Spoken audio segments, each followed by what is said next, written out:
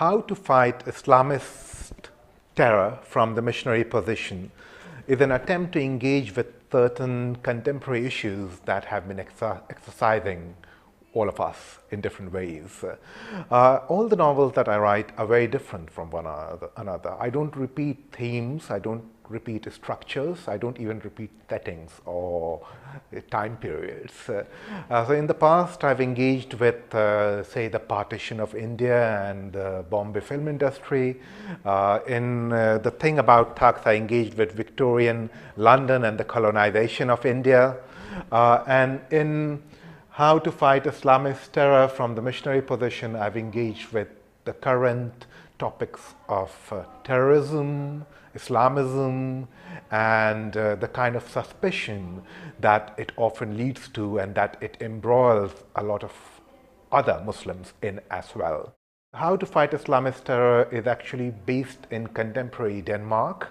It features three main characters. Ravi, who is a flamboyant PhD student from a very rich Mumbai family, who is studying more for the pleasure of it than for any need to study, having worked as a journalist in the past and traveled and so on and so forth. The unnamed Muslim middle-class narrator from Pakistan, who is an assistant professor in a Danish university, like most middle-class people working for a career. These two are obviously friends because they're academics, and because of a set of circumstances, they end up renting part of a flat from a person who is a taxi driver. He comes from a lower middle class Indian background, and he is also a very religious Muslim. Now, over a course of 1 year, certain events take place, and this taxi driver is implicated in a terror case.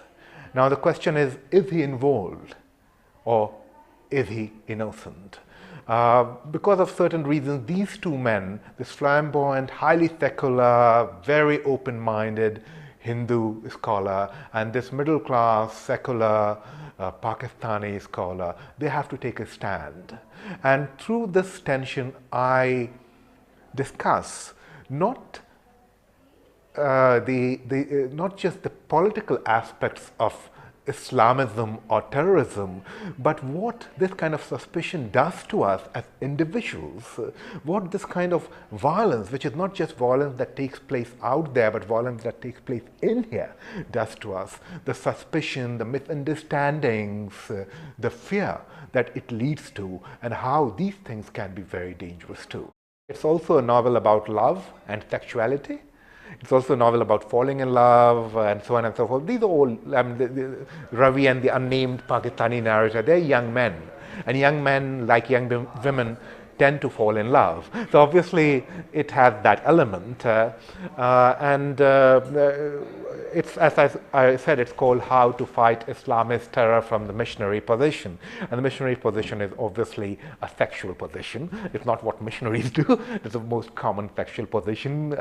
There's this joke about a conversation between a Frenchman and an Englishman. And the Englishman says, "Oh, there's a name for a sexual position. We have a name for it.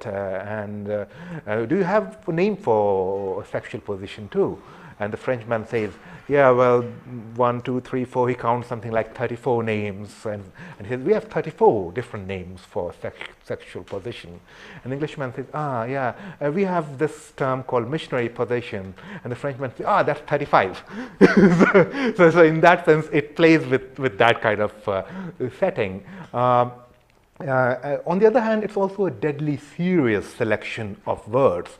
For instance, I don't call it Islamic terror, I call it Islamist terror.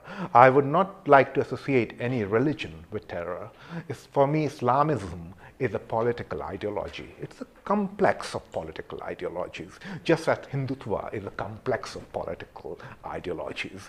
So I would never use a term like Islamic terrorism or Christian terrorism or Buddhist terrorism, because that doesn't make sense. So in that sense, while the title is supposed to suggest the humor that you'll encounter, it's also supposed to suggest to you that I have been very selective in my use of words and expressions and in my attempt to engage with political perceptions. Well, coming from a Muslim background, I obviously could hardly ignore certain things happening in the world today that sometimes involve people who claim to be Muslims too.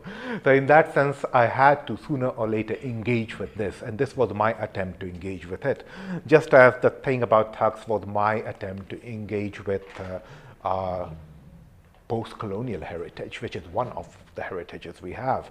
And the novel I wrote before that, Filming, was my attempt to engage with the independence and partition of India and the Bombay film industry, which is very much one of the elements that have gone into my cultural formation.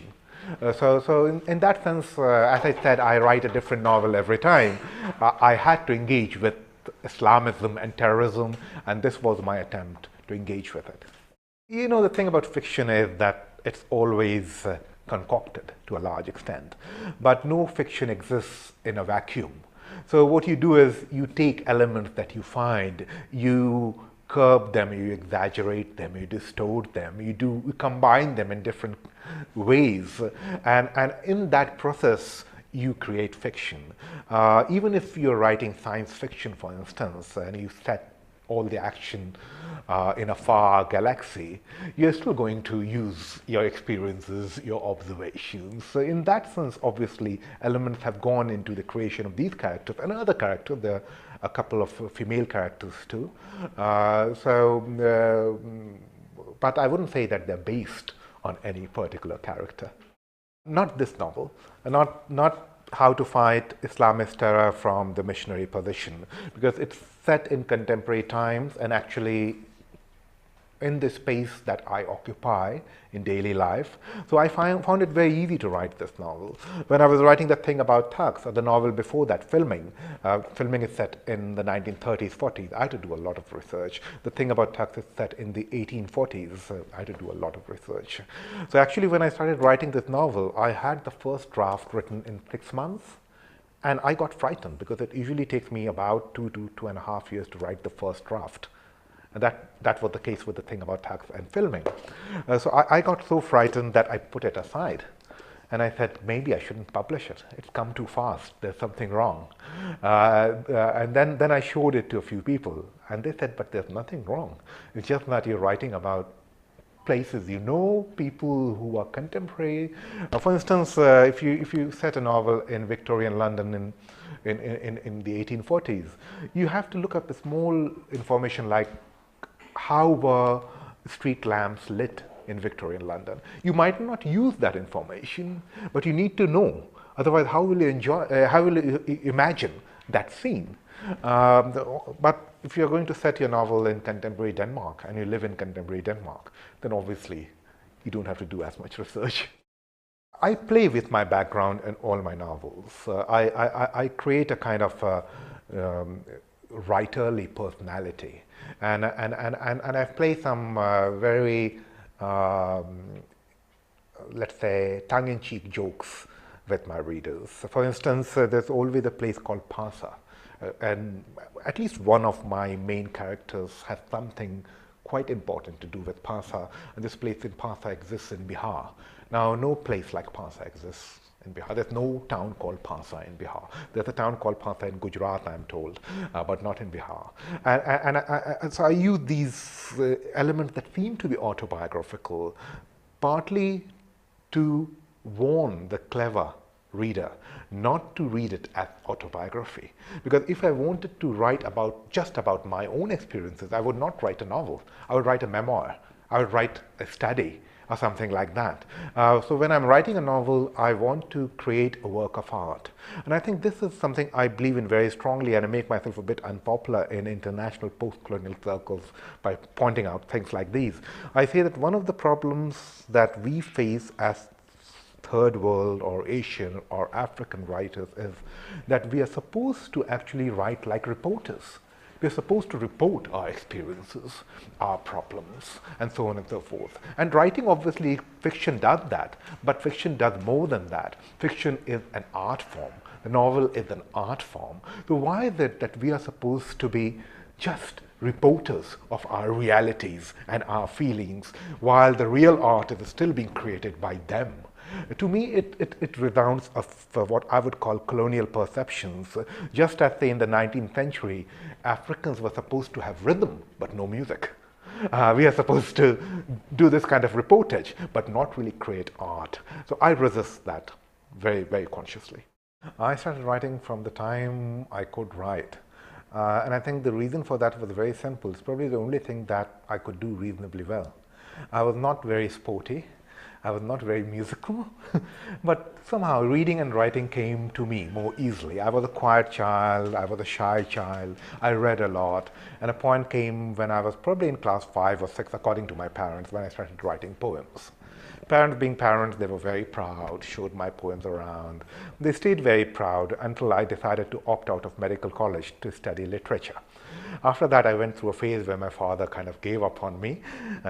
He said, "Kya writing से कोई कमा थोड़ी सकता है, डॉक्टरी करो, IAS IFS के लिए जाओ, राइटिंग से क्या कोई career नहीं बनता है." So then slowly I became a journalist. That assured him a bit more. Now he's perfectly happy. My mother being an Indian mother is willing to accept anything her sons do, but unfortunately Indian mothers support their sons perhaps a bit too much and support their daughters a bit less. My mother supports both her daughter and her sons, but my father was very, very worried. Now, of course, he's completely happy, and once in a while I've heard him tell people, give them suggestions and say, "No, if your son or daughter want to do something and you don't want them to do it, don't stop them. Let them do what they want. Look at me, I'm so happy my son went on to be a writer." And I kind of feel like taking him aside and saying to him, "No, but you weren't happy for a number of years." I guess that's how it happened. You need to work with your strengths and on your weaknesses. It's important to do that. We have certain strengths as writers, but we also have certain weaknesses as writers. And especially if you write in English about India, obviously certain problems are imposed on you. You can see these problems, these limitations as restrictions, or you can see them as challenges. If you see them as challenges, that will affect your art positively. You'll find ways to cope with that challenge. How do I narrate an ayah talking to another ayah when both the ayahs don't speak English? Now that's a challenge. It's not necessarily a limitation. So I would say that to young writers, and I would say to writers, at least writers who write for the sake of writing, I would say to them, stay true to your original impulse. Finally, that's what matters. Writing is a profession where you can never win, because what are you going to win against? You have all of eternity ranged against you. You have all of the past and all of the future. There will be writers who will be far greater than you can imagine writers being, perhaps. There have been writers who have been extremely great. But you're not really competing with other writers. You're part of a complex of tiles. It's like a wall full of different tiles. And what you need to do is find the tile that will fit in. And for that, you need to pay attention to all the tiles too. If you pay attention to them long enough, suddenly a space opens up. And you realize that this small space is a space for your tile. But for that, you have to really pay attention to all the other tiles, because until you do that, there's no space. It's all blocked. There's no space for your tile. You pay attention to this wall of this mosaic of tiles, and suddenly a space opens up. That's my theory. I say read as much as you can, and read as many different genres as you can. One of the things I dislike about being an academic is that it narrows down my reading. I read what's considered serious literature or high literature. Once in a while in my spare time, I read pulp or genre and so on and so forth. But I have very little spare time, which means that I no longer read theoretical physics, which is a field I think all writers should go into, because the new philosophy of the times is actually theoretical physics. There's a clear connection between philosophy and quantum physics. So I would say read everything, read as much as you can.